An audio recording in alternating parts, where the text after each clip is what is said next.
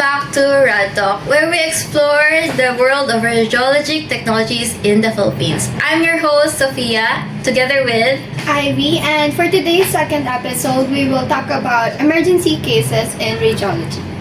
and today we are joined by our special guest. Could you please introduce yourself and share a brief experience as a radiologic technologist? Hi, my name is Alvin Valdez. I'm from the X-ray department. Now, sir, have you handled any cases, emergency cases before? And if yes, can you briefly share what kind of cases have you handled or usually handled in emergency? Yes, lagi kami nakakapag-handle ng emergency cases. Madalas siya vehicular accident, fracture, and mga common cases yung mga breathing difficulty, mga ganun.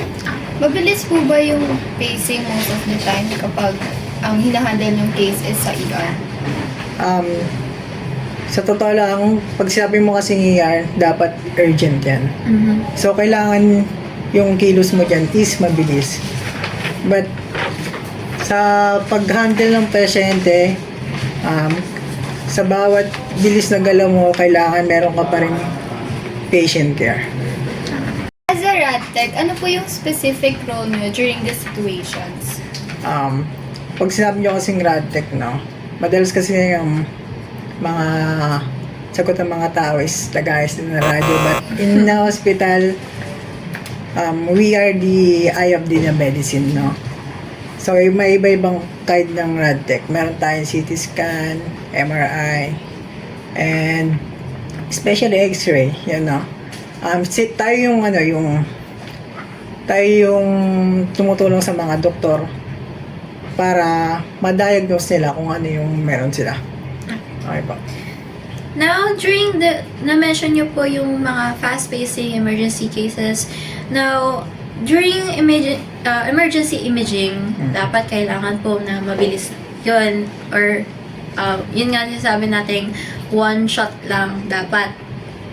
How do you prioritize what to do first kapag pumadami yung mga patients nyo? Kunyari, sabay-sabay sila all, at the same time.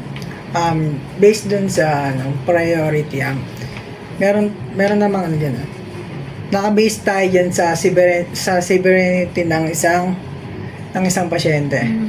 Kung isang pasyente yung is kailangan na ng urgent ng imaging, so yun ang uunahin natin. So, kailangan natin makipag-coordinate dun sa doctor.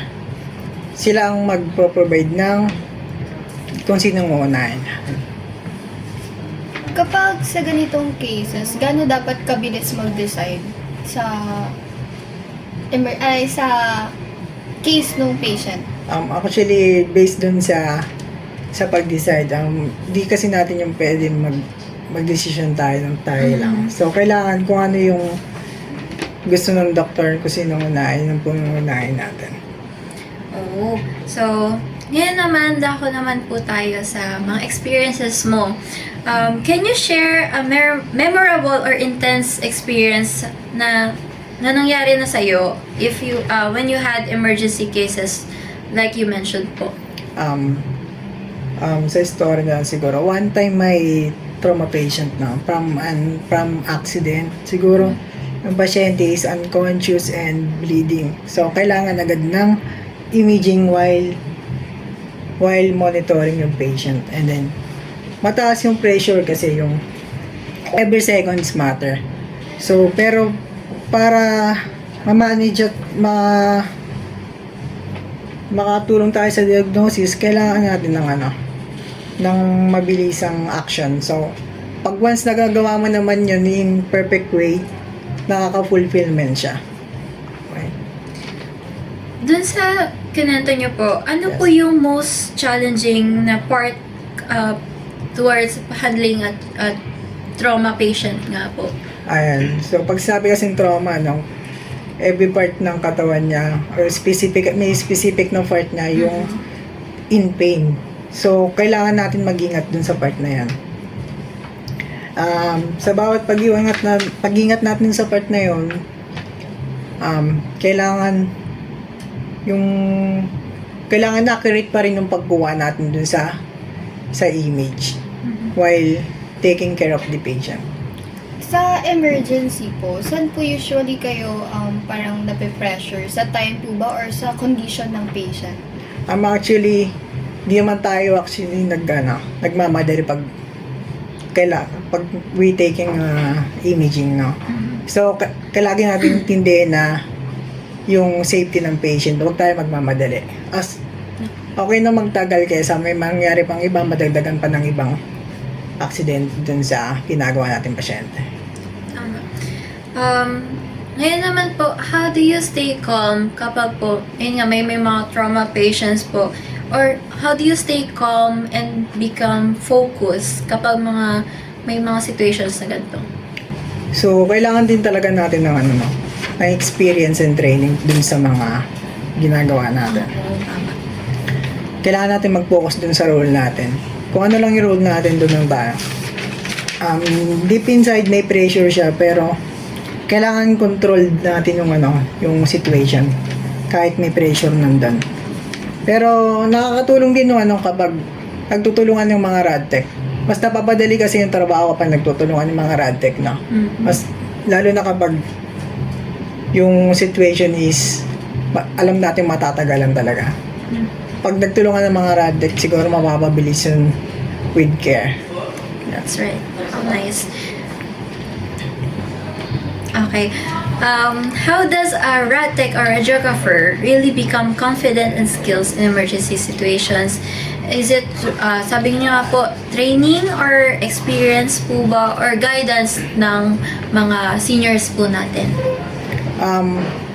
Dun sa kailangan din, kasi di naman tayo nakapasa ng radtech kung wala tayong experience sa nagkakaroon tayo ng internship dyan, dun pa lang may plus na tayo sa experience. And once na nakapasok na tayo sa isang hospital with license, di naman tayo agad-agad bibitawan dyan tayo ng mag-isa, no? Kailangan din natin ng training with senior. With seniors. So, ano po yung important lesson na natutunan nyo sa ER na hindi naman tinuro sa school? Okay. Sa school kasi more on more on theoretical, no? Ang tinuturo lang naman sa school is yung view lang, yung view. Kung ano lang yung site ng prof nyo, hindi nyo nararamdaman basta pipil nyo kasi kapag kayo na yung gumagawa, no? And you need, kapag kasi sa hospital na, kailangan mong mabilis mag-adapt. And you need to think fast, no? Pag ganun. So, na-mention niya nga po, sa school, may theoretical. Sa hospital po, ano po yun na lesson, na moral lesson, kung sabihin ko, na natutunan nyo? Like, is it empathy or makikipag po tayo sa mga patients? Like, regarding kung ano yung ma-apply natin doon sa natutunan natin sa school, pag nandito na tayo sa hospital, yun ba ma'am? Tama po, no? When it comes with that, tinuro naman sa school natin yung patient care, no? So, lagi nang tinuturo, yung ma-apply natin yung sa pasyente natin when it comes in clinical. So, and add ko na lang din yun yung communication, no? Kapag kasi may communication yung isang tao tsaka yung pasyente, nagkakaroon na ng magandang cooperation. I mean, magkakaroon ng resulta yung image niya ay maganda. that's right.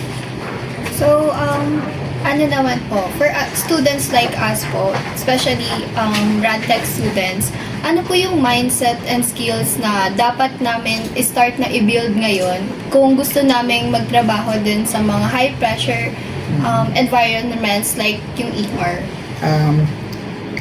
Siguro sa mga estudyante, kailangan lang maging strong and mindset, be ready for fresh work. Katulad nga kasi nga ER yung topic natin. So, maging mindful tayo sa lahat natin mga dalaw, and then develop skills like critical thinking, and communication skill.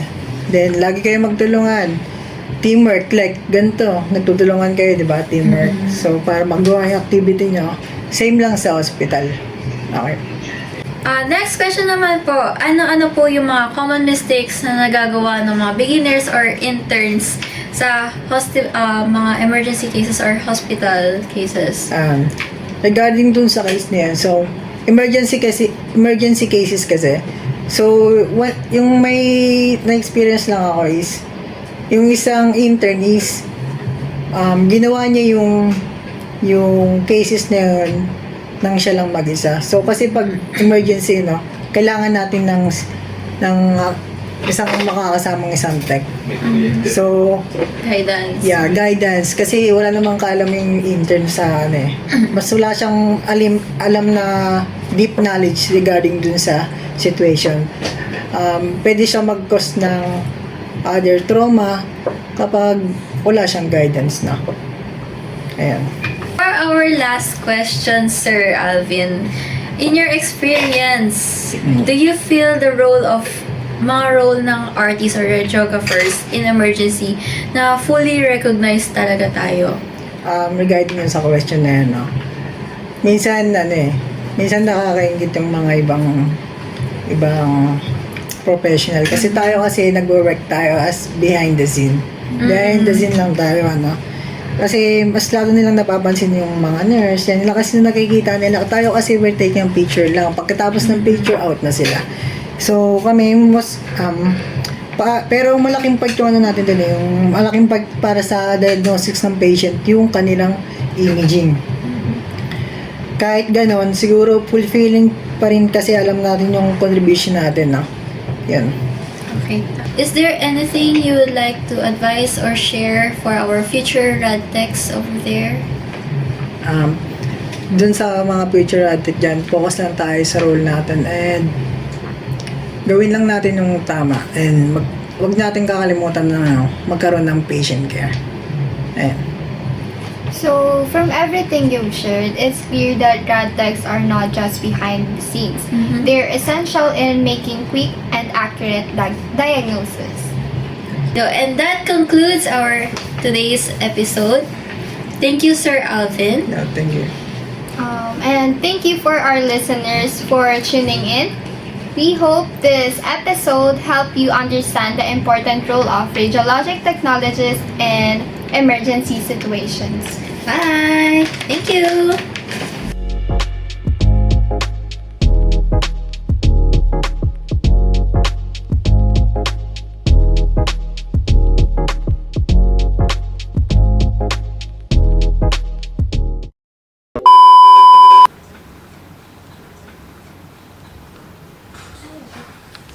Hi, my name is Alvin Valdez. Ay, ulit yung beses na dito kanina. Sige. Kala ko ito na ako sa pinakadulo na yung share ko na. Uy, naman na siya. Hi, my name is Alvin Valdez. And for our conclusion, our outro, that concludes our episode today. Wait a minute. Mali ba? Okay. Okay. Hindi, oh. Ang haba.